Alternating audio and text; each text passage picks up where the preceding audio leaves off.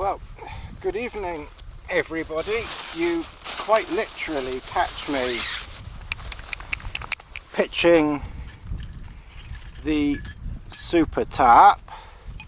Where did I put Lassie? Actually, let's gonna peg Lassie out a minute. Lassie, come here. Okay, yeah, so you literally catch me starting the pegging out process for the super tarp. Basically what I'm just doing for just to get it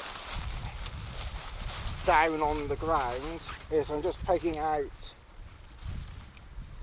the corners a bit. They're all going to need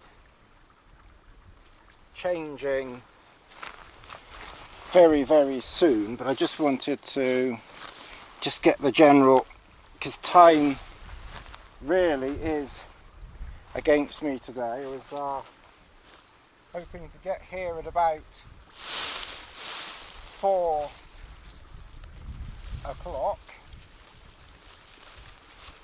and the time now is 7. So I'm going to try a high pitch just to start off with. I can always lower it, and I want the front higher than the back. I checked the forecast. As far as I can tell, there is no rain at all, so I'm not going to be able to test the waterproof ability of this or that inner that I used last time.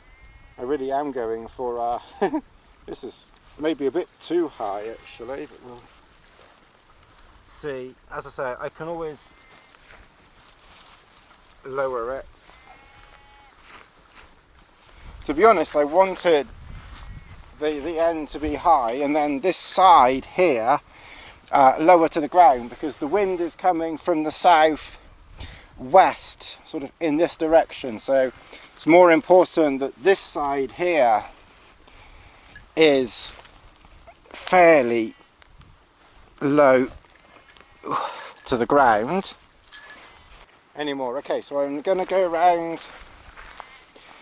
the other side. I better move the camera. Right, let's see how that goes. So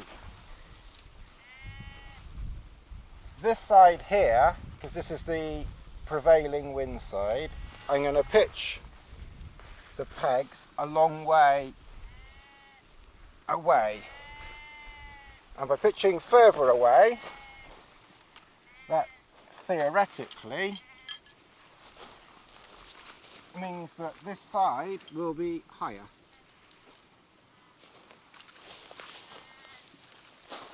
As I say, there's not supposed to be any rain, so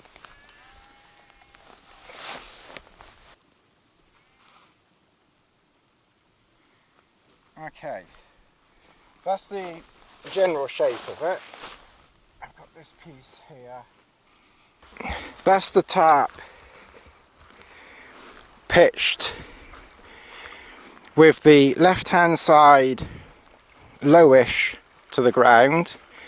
I'll tidy it up a little bit in a minute. That's the left hand side lower to the ground, the front a little bit higher hopefully, and then the right hand side I've used extra long guys so that there's you know, height and space on the right. Now, as I say, hello by the way, as in a way I was kind of hoping that it might have had a little bit of rain this evening, just to try this out. I don't think I'd be brave enough to be trying this when it really is really cold and everything, but certainly for now, plenty brave enough to try it because the conditions are still very, very reasonable.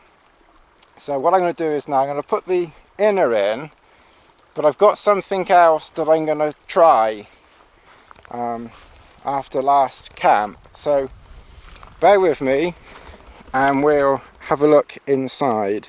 Okay, under this shelter I don't actually need the little addition that I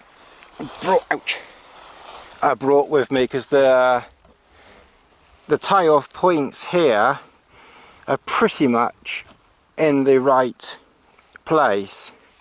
But what I did bring with me in case I needed it was an extra piece of cord here, which I've just looped under the tap and then secured it at each end,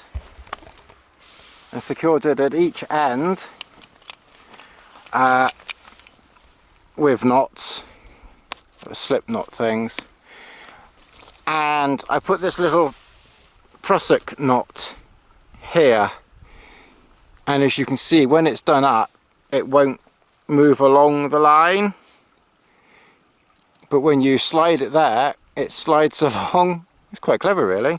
So it slides along like that, but when you put tension on it, it won't move. So as I say, it turned out that the tying off points in this tap are in pretty much exactly the right place. So these knots on this occasion weren't needed. They might have been useful in the solo tap. I'm not exactly sure, but quite possible. But I have pitched this, as you can see, quite high.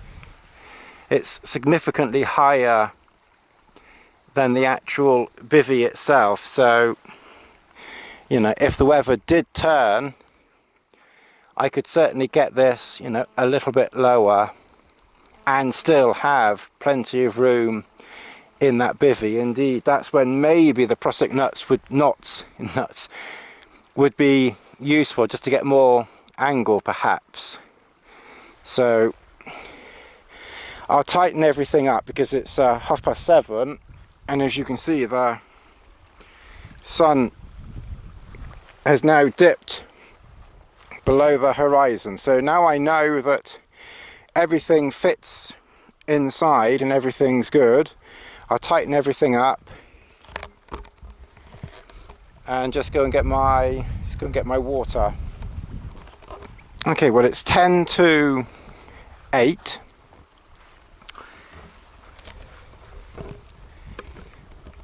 And it's most definitely time to get into the shelter.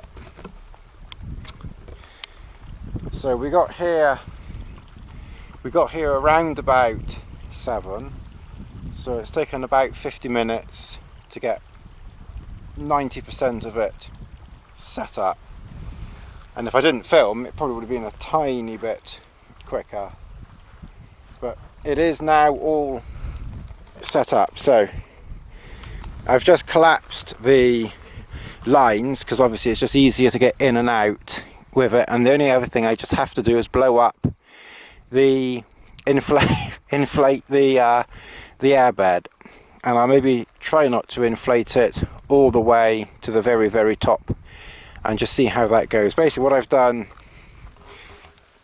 I've put the bed for Lassie over there, and then it's up to her whether she uses it. She probably won't, but I thought, well, I'll put it out as it's a little bit cooler and damper now, but to be honest I don't think she'll use it, and until it's freezing cold I'm not going to force her to use it. I've just put my rucksack and Lass's bag there. Down here I've just got my camera bag, food, cooking stuff, water, tea, everything to do with. I brought a spare pole. I knew I wouldn't need it, but it's so light I just thought I'd stick it in on the off chance. But a spare pole, the weather meter which I need to pick up is over there, and everything else is inside the bug bivy. Basically on this side over here I've got my waterproof warm coat, and this side my nighttime things, which socks, leggings, you know, t-shirt, that type of thing there. Water I've just collected, and that's it. You can just make out the moon. It's a tiny moon, so it might be quite dark tonight, but as you can see I've pitched the super tarp out, and of course being, you know, a double versus the solo, grey solo, it gives, you know, a lot more coverage left and right. So it would certainly be interesting. I'm very sure that blown rain would still go in the back, and of course if it was very windy then of course you've got a wind tunnel. But the wind is coming from this direction, so I've kind of, it's a southwesterly wind and north is that way, so I have kind of pitched it so that it's taking the wind on partly on the side rather than straight up the rear. So that's our abode for the night, and I do think it is time to duck inside. I'm still just about warm enough, but it is cooling off, so, and my fingers are a bit cool, so I think it's time to head inside for a wee bit of warmth. Come on.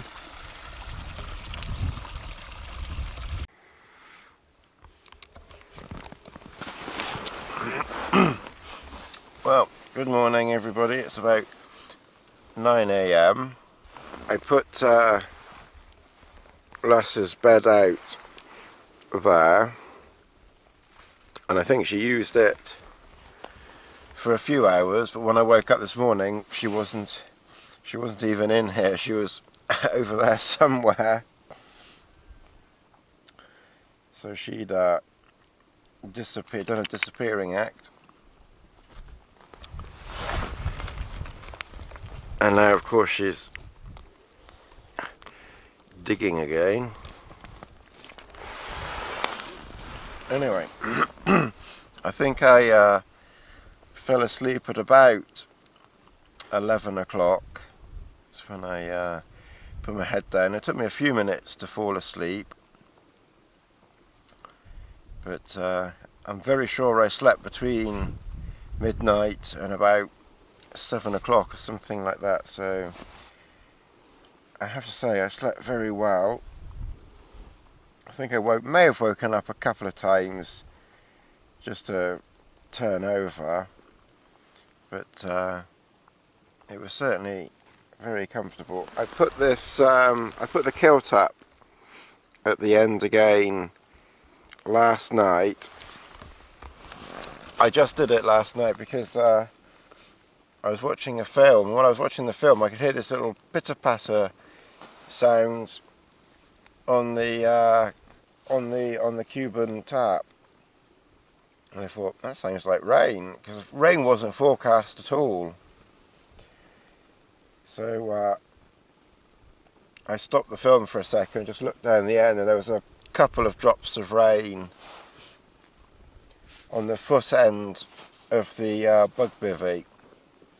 So, in fact, by the time I realised it was raining, it was such a short shower, it probably must have lasted like 5 minutes. By the time I realised that it was raining and I put that up, it stops, and we've not had any rain since. But I thought just from convenience I'll put it up then. It's you know, it's done then, and if it did rain in the night, then you know it would have kept my foot securely dry. So this is me sort of not quite sitting up, more like Yodified again. But again, I've tried to pitch it, you know, with a little bit of height. I think I did some video last night with this pitched up, so I think you would have seen that when this is pitched up there is you know, a certain amount of room between here and here. So I've definitely pitched the tarp somewhat higher than the actual bug bivy itself, which is nice. As I say, it just gives my head a little bit more room. Anyway, I'm going to have some porridge in a moment. I think that's the next thing to do. Feet porridge. It's actually quite warm now. It's about 9:30 and I've got the tiny bit of sun shining down here through some broken cloud. That almost sounded poetic. Tony the poet. So yes, it was actually quite sort of comfortable and warm. I've got a t-shirt on and my shirt, and I'm just sitting up having my breakfast, and it's yeah, it's quite comfortable and cozy here. Alright, I'm going to carry on eating my breakfast.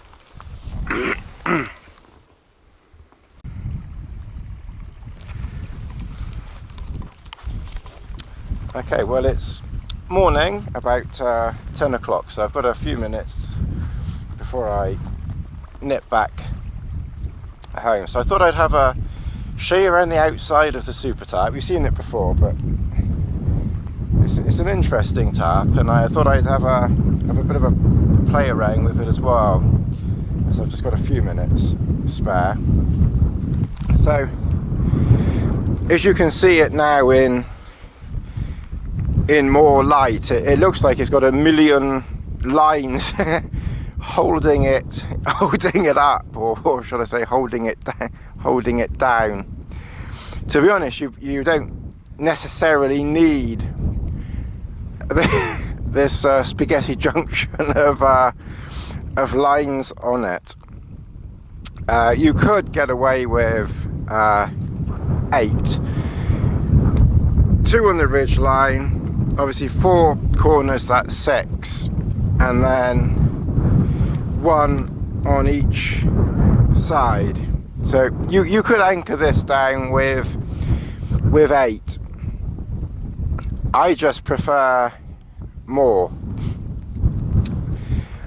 One thing that I tend to use, and I'm not sure whether it's really necessary, is I tend to use these bungee cord sidelines, but all they're doing really is just, I'm not completely convinced that they're really necessary, but it's kind of like one of those things, I don't know if other people, it's like it is there, so if it's there, it's kind of got to be used.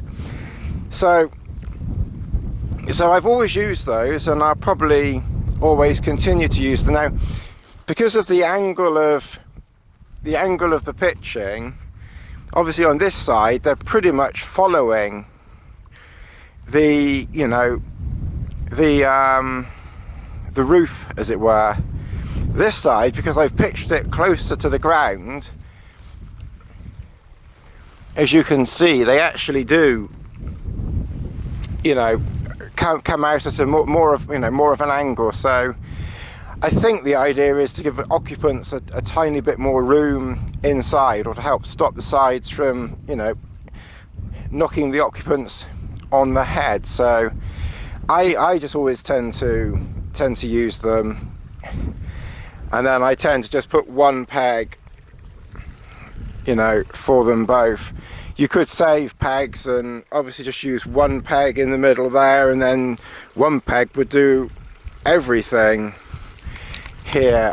As I say, I just it's a big shelter, this, and I just like to anchor this. I like to anchor this sucker down. And then at the back, again, you probably don't need to use them, but I have anchor points midway up on each side. So again, I always tend to use those as well. And then I've got that going down to one peg down here. I didn't bother using the front midway anchor points because they really it just gets in the way when you're trying to get inside. I'm guessing really that this tarp has so many anchor points, not necessarily for a Tony to use every single one. It's probably just because you can probably do different configurations and things like that. Anyway, on the top, and this is something I've done right from the very beginning, again there are 3 loops across the roof, and again I just like to have this piece of cord running the length of them up to my walking pole at each end, and then that just helps stop the roof from, you know, hanging down. Again, if the line is tight here, it probably isn't going to do that, but I still like to use it anyway. And then this cord here, again on this tarp, to be honest, this probably wasn't necessary at all, but I just wanted to try it this time to, as I showed you last time, just to try the I've gone and forgot the prusik, those prusik knotty things. So what I just want to try now, I just want to assimilate, is that the word? Anyway, I just want to sort of, I just imagine now that the weather turned in the night and I had to reconfigure things. So I'll turn off, I'll have a play around, and then we'll see what concoction we brew up. Right, well, what I've done so far is I've just loosened everything on this side, and I've loosened the line at the back. So I'm just going to sort of just see if I can make the back a little bit lower simply by, you know, loosening a few things off. Okay, well basically all I did was I loosened all the tie-out points on the right hand side and the back, and by loosening the back off, that dropped the back. I was able to tighten the back up completely, and then when I just tightened the back up, obviously that just raised the back just that tiny bit that you see there. Now obviously it's raised it up because it's taking it to the angle of the pole. If I lowered the pole, turned the pole upside down or something like that, then you could get that back, you know, theoretically a lot lower to the ground. And then around the front, I've pretty much left the front exactly the same, because you want to have, you know, as much headroom as you can get, and obviously if you lower the front too much you're going to lose headroom. I guess if you had to lower the front you could, but I've just deliberately left it high, because for the most part if the wind's blowing this way then you shouldn't really be getting wet in there. And obviously in the process of rearranging everything I haven't touched the poles or anything, but it just shows just changing a few tie-out points affects the angle of your pole. So I'll just see if I can now get inside. Well, the answer to that question is yes.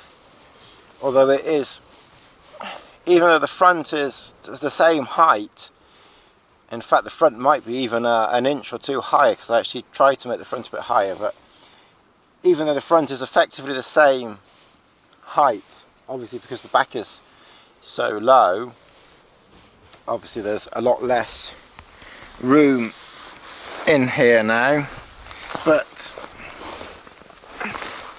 you know, there's still plenty of room to lie down and, you know, go to sleep. And again, obviously if the wind was really, really bad up your rear, then, you know, you'd have to lower the back more. I know some even pitch the back right to the ground. I think you'd lose a lot of space by doing that, but I don't know. I don't know the pros and cons of, you know, pitching right to the ground versus putting up with some wind blowing through. But you know, you certainly can potentially do it, and as I say, I would certainly pitch it a bit lower, because you know, the back is raised up because of the angle of the pole. And again, this can be adjusted here, so I can just tighten off the bungee on that, and that would protect the tail end of this bivy, bug bivy, completely, 100%. That would protect that, you know, totally. That was my prusik knot there. So yeah, you would get a fair degree of protection under here, and rain certainly isn't going to get to you from the sides. You know, rain never in a million years is going to get to you from under that side. I really don't think rain is even going to reach me from that side either, because I've got all this space here. So I think even there I'd be protected, and I'm some distance from the door here.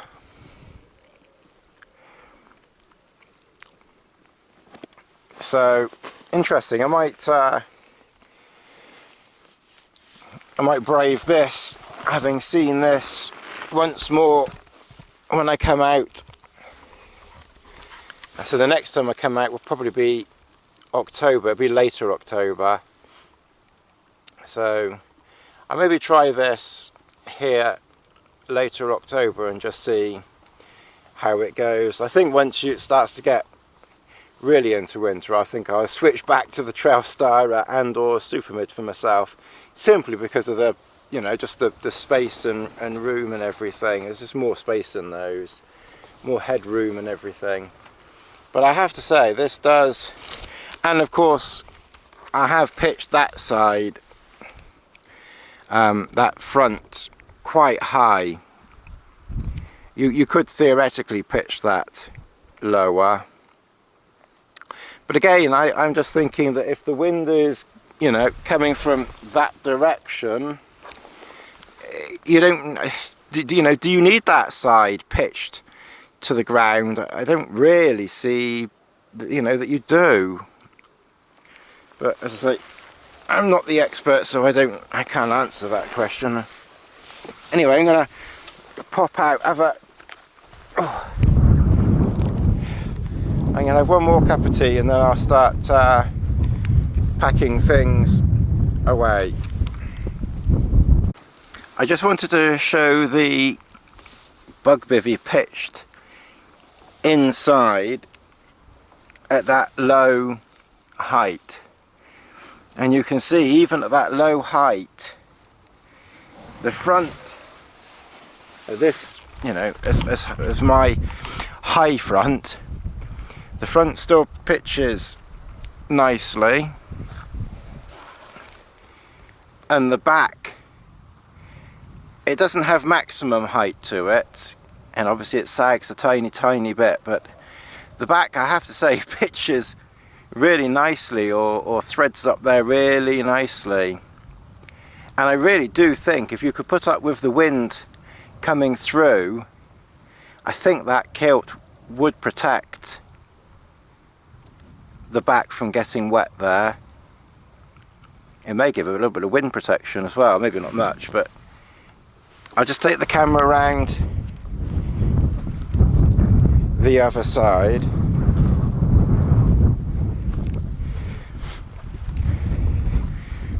So that's the rear there.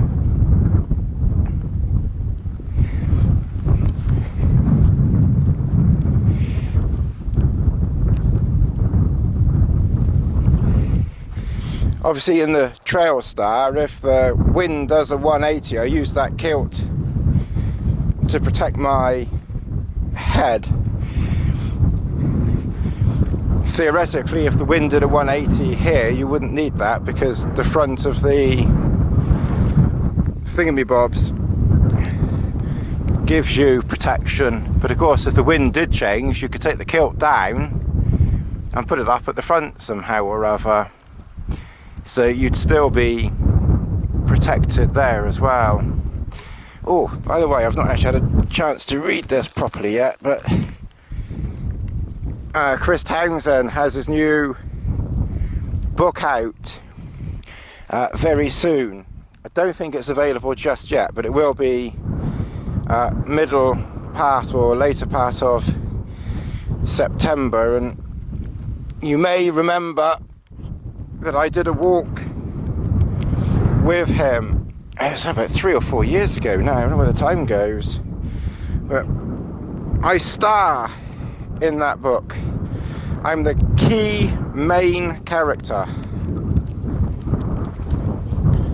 Chris is but, you know, a minor part in the book. The major part is me. Well, that much anyway.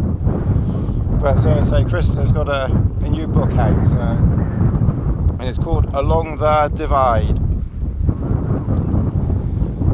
So if anybody wants to get that and read a couple of words about me, then I hope you enjoy. Okay, well this is very near the end of the walk. So it's taken about an hour to get back. I came back a slightly different way, so there's still another 10 or 15 minutes to go. So it's a little bit longer going back, so a bit more exercise for Lassie and me. Oh, there's a few spits of rain falling. Quick, get the tarp out. Let's see what the tarp's like.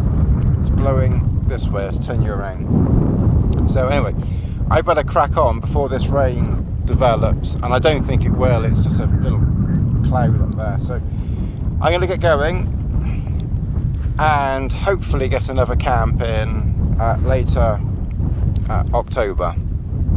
So I'll see you sometime in the next month, and thank you for watching and subscribing and all the usual stuff that everybody else says. Catch you all again soon. Bye bye.